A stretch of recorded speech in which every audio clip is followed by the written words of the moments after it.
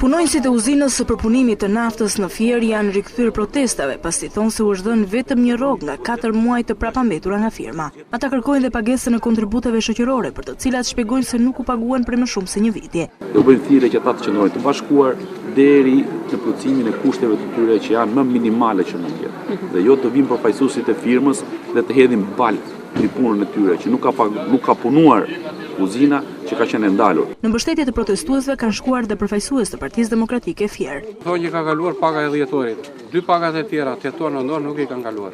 Ne do vazhdojmë protestën derisa të marrim pagat. Uzinë ne jemi nga dishmëri. Pagat i duam me domosdoshmëri. Kërkojmë nga komisioni hetimor apo komisioni ligjeve një ditë të vetme të merren me ne.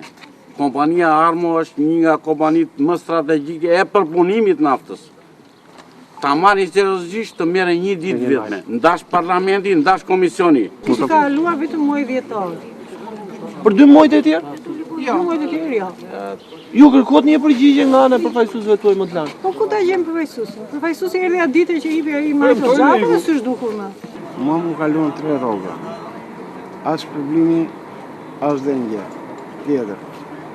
Edhe jam përpara portës, nuk po i brenda në uzinë.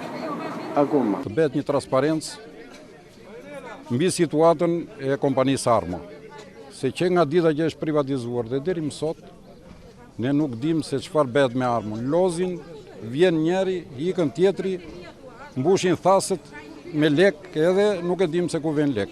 Ne këtu i kemi marrë rrogat që nga gushti i 2015 deri sot i kemi marrë nga fesi kur i thonë, ose në dorë. Pas falimentimit të kompanisë Armo dhe largimit të aksionerëve, naftëtarët thonë se nuk janë paguar rregullisht, ndonse puna në uzinë ka vijuar çdo ditë dhe prodhimi sipas tyre është shitur. Punëtorët e UPN-s Fier kanë dalë disa herë në protesta 2 muajt e fundit për vonesat e pagave dhe mosderdhjen e kontributeve shoqërore.